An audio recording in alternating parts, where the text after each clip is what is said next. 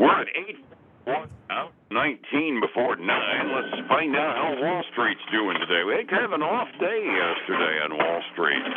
Wasn't catastrophic by any measure, but we kind of got spoiled for a little while. One more day to make the month positive. Let's go down and check in with Phillip Statler from Statler Financial Services and see what his take is on today. Phillip, good morning. How you doing?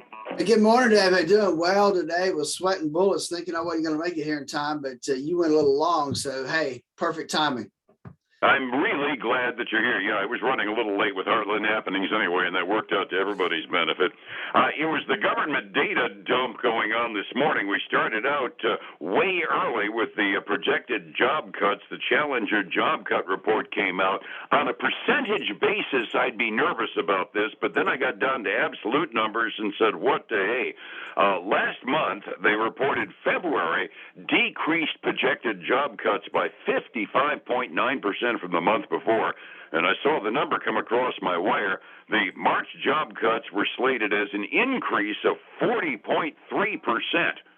Then I looked at the absolute number. Companies around the country only planned on cutting 21,000 jobs nationwide last month, which kind of underscores just how hard our employers are working to try to hang on to their workers, aren't they? It really is. You know, you don't want to lose anybody because, especially if they're doing the job, right? Because it's so hard to replace people right now that it's not even funny. And so it's one of those cases where you want to keep everybody you got right now. Yeah, heaven knows it's hard to find employees to begin with. You're trying to expand. Doggone it all. You don't want to lose somebody unless you can't avoid it. The rest of the stuff pretty much on target. We got that PCE inflation report that we thought we were going to get yesterday. Ended up coming in today. Year over year PCE inflation. It was expected to come in at 6.4% in February, came in exactly where they expected it to be, and the core actually was about 0.1% less than my tip sheet was expecting at 5.4% inflation. Don't like the numbers, but at the very least, one of them came in less than they expected. Well, that's true, and that is good news. Even though, like you said, it's slightly less than expected. Yeah, some of your other numbers, though, that you're going to talk about, they're a little bit more concerning, though, than those.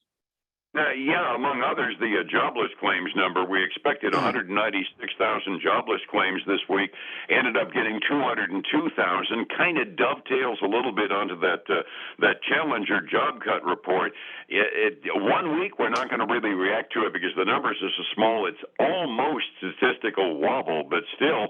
Got two numbers that show a slight increase in layoffs, and I'm not 100% sure that's anything that's going to give us any comfort on Wall Street. Well, no, and like you said, it's statistical wobble, right? It's not a big enough number. We're basically at full employment for those that want to work right now. So that's not a huge deal. There's, but you know, we continue to look at income and spending, and those are the two areas I think are a little, well, it could be a little concerning. Yeah, I was going to say you're a step ahead of me. Personal income was up by 0.5% last month, which, according to my tip sheet, was about what was expected. But the thing that concerned me is we're getting a little bit on the nervous side, it seems, on personal spending. February, we expected a 0.5% increase in personal spending. We did spend a little more, but it was only up 0.2%, less than half of what the market expected. I'm reading that as being nerves over the situation in Ukraine combined with inflation. I think so. I mean, when people get that uncertainty starts to kick in, especially how it could impact us and our economy, people start to hold back a little bit.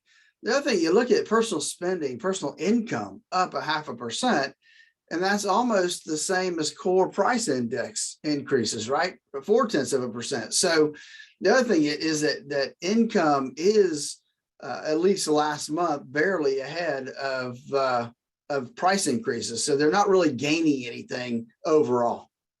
And you know, frankly, at an inflationary time, I'm satisfied with just keeping pace, so I'm not quite as concerned about that. But what scares me is the notion that if I got an extra $10, I'm only spending $4 of it.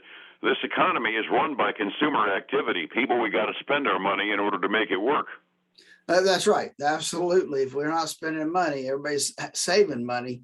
It doesn't drive the economy that way.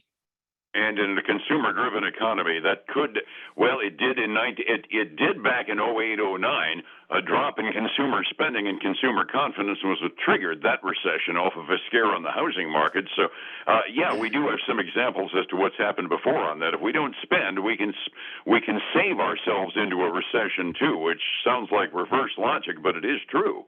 That you're right, but you can, because it's how far can that dollar go around the world? You spend it, somebody else spends it, somebody else spends it, and that's what keeps the economy going.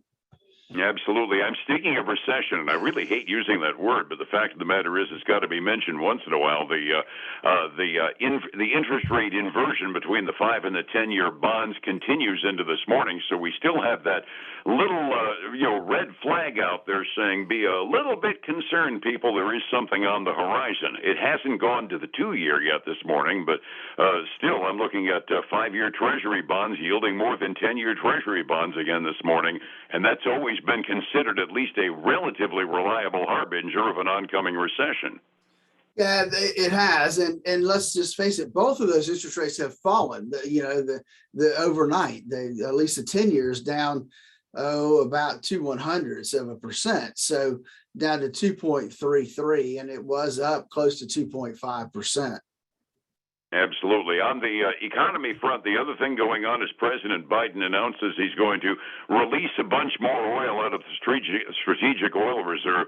That's had a beneficial impact on the price of oil this morning.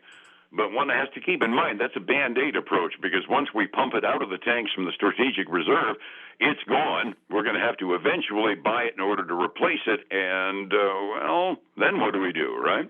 Yeah, that's right. I mean, at some point, we got to replace what we take out of there, because we need the reserves. If we drain the reserves too far, that could be problematic too, right? Because it's there for a specific purpose. And so I think I read a report, they're going to release 1 million barrels a day for the next several months. Doesn't have how many, just several. That could be 3 or 4, right? 6, who knows? That's about a third of the shortfall that we're not buying from Russia at the moment. So, yeah, it's going to have an impact. But once again, when it's gone, it's gone. During the Trump administration, when we had the big decrease in the oil, the administration pretty much filled up the National Reserve while it was at bargain prices, because at that time, the government needed to support oil prices. Boy, those were the days. Yeah, weren't they? Yeah, we bought it in order to support the price of oil, and we filled it up. So we're using it for the proper course, but at the same time, it needs to be again stated that's a Band-Aid. That doesn't fix our production issues. No, it doesn't. Yeah, it's hard to remember back at $30 a barrel for oil, isn't it? What was that? That was way back in the boy, that was ancient history, maybe 4 years ago, huh? Yeah, exactly. It hadn't been that long ago we saw that kind of pricing in oil, and now we're well over 100. Well, not well over now. It's back down to close to 100, but what was up to almost 120 or 130 earlier. So a big swing in oil affects a lot of things, not just what you and I pay at the pump, but it also affects the prices of things that you and I buy, plastics and all the stuff that's energy goes into is, hey, factories got to pay for it. Absolutely. And taking that big chunk out of the strategic reserve does have an effect on the stock prices, too. When we get to the indexes, and when they start this morning, especially the growth stocks, you'll see a change on that percentage-wise as well. We're not into earnings season yet because it's not the 1st of April yet, but we do have one of the Dow components actually reporting, don't we? We do. We got one holdover. It kind of comes out right at the end of the quarter, and that's Walgreens. They reported a profit of $1.59 a share. That was 19 cents better than expected. Revenue came in better than that Wall Street had hoped for too. So good news there. Comparable pharmacy sales rose 7.3%. So again, a lot of that's because of COVID vaccines. So a lot of things look like they're really helping Walgreens, but I got to tell you, they've been all over the board this morning. They've been up a little, they've been down a little, they've been up. Now they're down 2.7%. I didn't see anything in the report to give me any indication of why it's dipping, but it's dipped negative right now. I wonder if I wonder if somebody broke out the portion of that increase in pharmacy sales that came from COVID vaccines, because nobody can expect that to last forever. Well, that's true, even though they're coming up with number 4, right? Oh, yeah, that's right. Resetting the table this morning. Yesterday, like I said, was an off day on Wall Street. You'd normally consider it pretty routine. The blue chips on the Dow only down 65 points. Standard & Poor's was down by 29. NASDAQ, again, concerns on transportation, supply issues, and energy. It was down by 1.2%, down 177 points yesterday. Then Biden announced the release from the oil reserves, which evidently helped a little bit. 45 minutes before we open, what are we looking at this morning? Well, it's not helping a lot, Dave. We are still got a mixed bag, mostly red, though. The Dow is down a little over 0.1%. That's $41. The S&P 500 is down $2, so basically flat. And the NASDAQ 100 is up, but only a little over 0.1%, about $22. So not much movement either way there. Then we look at the commodity side. We still see silver going down a little bit, down about 0.3%, still above 25. Gold is down 0.1%, and then crude oil is down 5.5%. Right now it's trading at 101.84 per barrel of oil. Well, at the very least, that move from the Biden administration is stopping the bleeding for the short term on oil, isn't it? It is. And, there's probably only 2 things that are going to stop it for real. And that's Russia, Ukraine gets done with their fighting match over there, or they open up the oil fields and tell people to start drilling for oil and give them a little bit of leeway. You and I have been saying a couple of phone calls out of the White House might help that situation a lot better than the reserves. Looking across the pond, the Asian markets generally evenly off, not monstrously, but they were still in red ink this morning when they closed at 6 a.m. Europe's a mixed bag. France is having a party. They're up by 2% this morning. The other 2 major indexes over in Great Britain and Germany are off fractionally midway through their trading day. Keeping tabs on what goes on short term can drive a person crazy, and it's really bad advice with a retirement fund. I need a long view, Phillip. How do I get it from you for my retirement plans? Yeah, that's exactly why we developed the core retirement design, so we can help you design the retirement you always dreamed of to accomplish the things you want to do. Give us a call at 863-382-0037 to schedule your core retirement design. And they can help us this weekend.